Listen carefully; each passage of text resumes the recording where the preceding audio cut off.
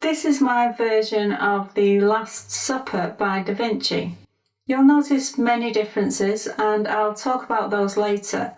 First, I want to talk about Da Vinci.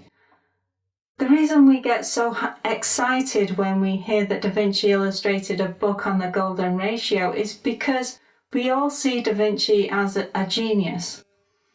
But the author of the book saw him as an illustrator who would portray the subject that was chosen. It seems a waste to use a genius in this way, but the modern perception of Da Vinci is different to how he was viewed in his lifetime. We see him as a genius so far beyond us, and every artist wants to be seen as being in the same league as someone like Da Vinci. The most famous painting of the Last Supper is the one by Da Vinci.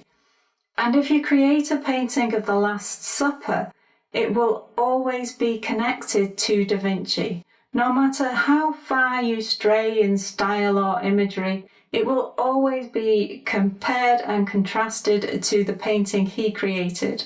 My image of the Last Supper can have huge differences, and still people will mention Da Vinci when they talk about it.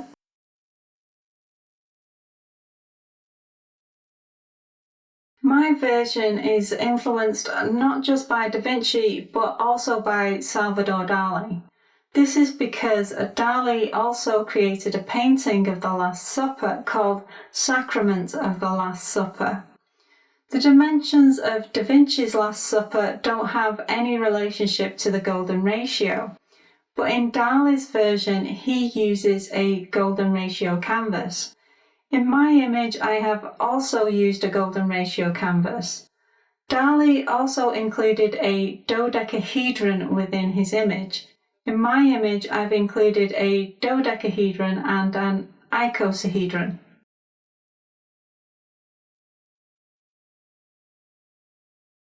Take a look at this image of an icosahedron.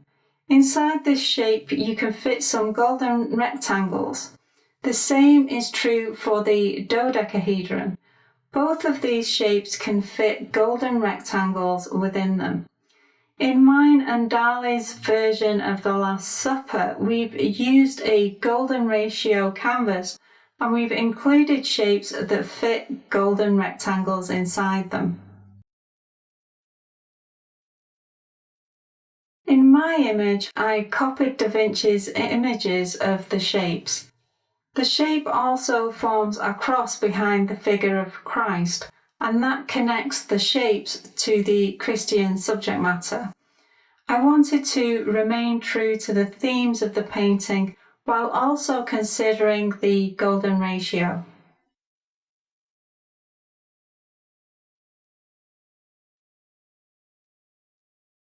When Dali painted the Last Supper, it wasn't just about the golden ratio. His painting is about many things and ties together different themes and symbolism. I haven't talked at all about the religious significance of the image, and I don't plan to. I want to talk about the claim that Dali made when he created his version of the Last Supper. Dali wanted to be considered one of the greatest artists of all time. He wanted to be seen as being equal to Da Vinci. So he chooses a subject matter that is intimately connected to Da Vinci, knowing that people will make comparisons. Then he uses the golden ratio, knowing of Da Vinci's connection. He then includes a shape that Da Vinci drew in a book on the golden ratio. Personally, I don't think it was necessary for Dali to make this claim. His artwork is fantastic, and I definitely see him as being equal to Da Vinci. He went to great lengths to make the claim, and it suggests that Dali felt inferior to Da Vinci. He was presuming that no one would see him as being in the same league unless he made a statement that encouraged people to make those connections. I don't see arrogance in his behaviour. I see vulnerability. In my version of The Last Supper, I want to tell the story about the relationship between these two artists. I understand that in doing this, I'm also claiming a connection to them both. I also place myself on an equal footing, and the reason the image does this is because I've used my own style in how I've created the piece. If I'd done a dry copy of Da Vinci's artwork, it would be interpreted as an exercise in learning from Da Vinci and testing my technical skill. But when an artist uses their own style to create a version of someone else's work, they're making a statement. They are suggesting that the piece created will be equal but different. If you don't develop your own style, then it becomes difficult to make such a statement.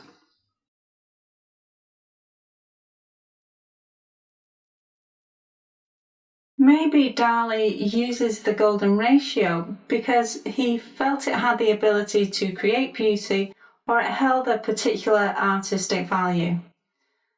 I don't think we can know for sure. Dali understood how his image would be perceived.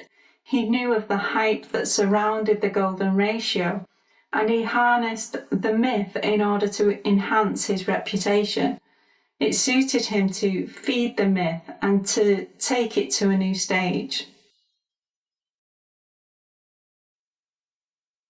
Dali should have a seat next to Da Vinci and Durer. He is one of the greatest artists that have ever lived. When Dali used the golden ratio, he brought an element of truth to the myth because he is such a significant figure in art history.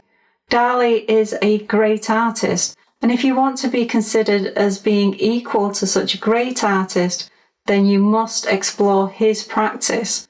And he used the golden ratio.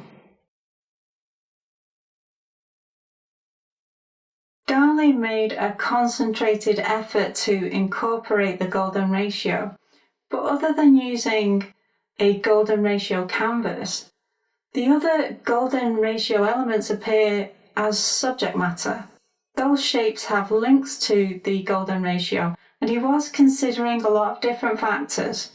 He needed to remain true to the religious subject matter, and he wanted to make his use of the ratio as being obvious to the viewer. When you make a bold claim about being as good as Da Vinci, it would seem weak if it was a subtle whisper. I would have liked to have seen the golden ratio being used in more subtle ways, but that wouldn't have been in keeping with Dali's objectives.